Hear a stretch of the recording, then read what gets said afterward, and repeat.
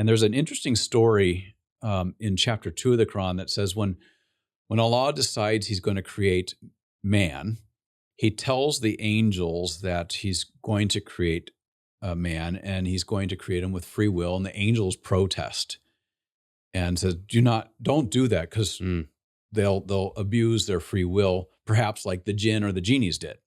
And so they have an idea of fallen angels, sort of? That's where the story is fascinating because so Adam's created and he's placed in paradise, which is not on earth, but it's in the second or third layer of heaven. And Eve is created. And as Adam's created, as the story goes, Allah commands the angels that they're to prostrate themselves before Adam. He is the capstone. It's not men are a little lower than the angels, but rather angels are a little lower than men or humankind in the Islamic framework. And so Allah orders the angels to prostrate themselves. They prostrate themselves, but there's one among them that's standing up. And it was a jinn, a genie, which is different than an angel. An angel has no free will. They do Allah's bidding. Genies were given free will, and there's a group of them that rebelled. The one standing up, as they're all prostrating before Adam, was named Iblis. He had been invited in the company of angels because he was such a pious genie. And as he's standing up, he refuses to prostrate himself before Adam. He's cast out of the company of angels, and his name is changed to, you could probably guess it, Satan or Shaitan.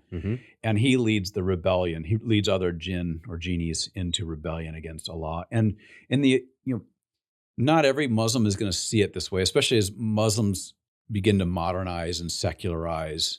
But traditionally, or traditional-minded Muslims believe that much of what goes on in time and space, whether you get sick or calamities that happen, what we might call the natural evils, like a hurricane. I mean, I don't know if they have hurricanes in the Middle East, but something along those lines. Yeah, things like that, or the individual who gets tempted into sin.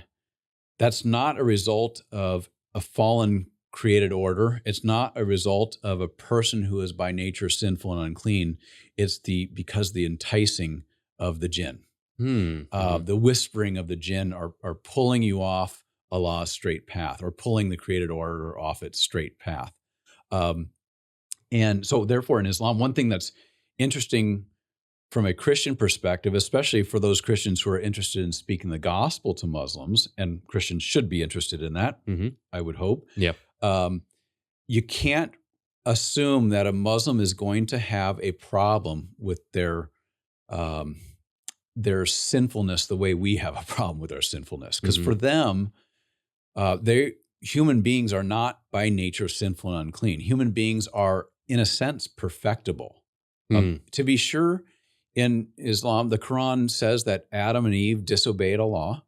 They ate from the fruit of a tree in the middle of paradise. In their tradition, it's not an apple, it's a fig. And Allah causes them to fall, like literally or physically to fall from paradise down to earth. But once they land there, they are forgiven of their sins. They're absolved of their sins. They are wiped clean, and Adam is called or given the first words from Allah. He is raised up as the first prophet of Allah. So there is no sense of inherited guilt or shame from our first parents' fall. So a sin in Islam is a moral failure, to be sure. It's an affront to Allah's justice or righteousness, but it's not such an affront that one can't do better. One can do basically. I mean, the sort of basic way of thinking about it is for Islam. If you do more good deeds, that outweigh your bad deeds, then you can be not confident of your salvation, but fairly confident of it. There is a doctrine of predestination in Islam as well that kind of confuses the picture, but that's for maybe a master's level discussion. Yeah. Islam. Yeah, so that's it. So like we have like the world, the devil, the world, and your sinful flesh, right? They've got their primary one is really the devil or this jinn. Yeah, like that's the for main sure. adversary. That's the jinn, the great whisperer, shaitan, and all the ideas and distractions in the world you live that are the result of the genies pulling the world into sin, pulling the world away from Allah's straight path. So like in traditional, real classical Islam, the ideal is for a Muslim.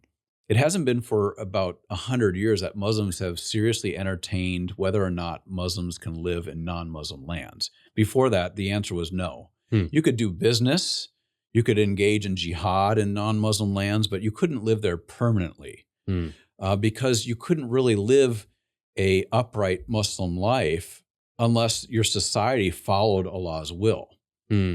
So living in non-Muslim lands, and like real austere Muslims believe that most of the world is non-Islamic, including Muslim majority countries, because they're not entirely under the Sharia law. So the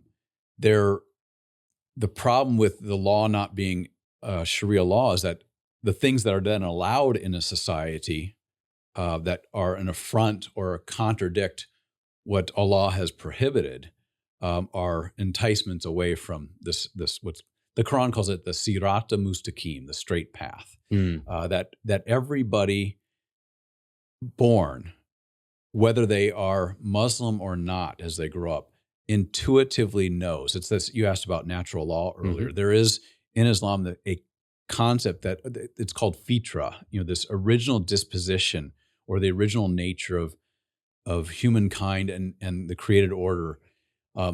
If it weren't for the jinn, would be in line with Allah's will.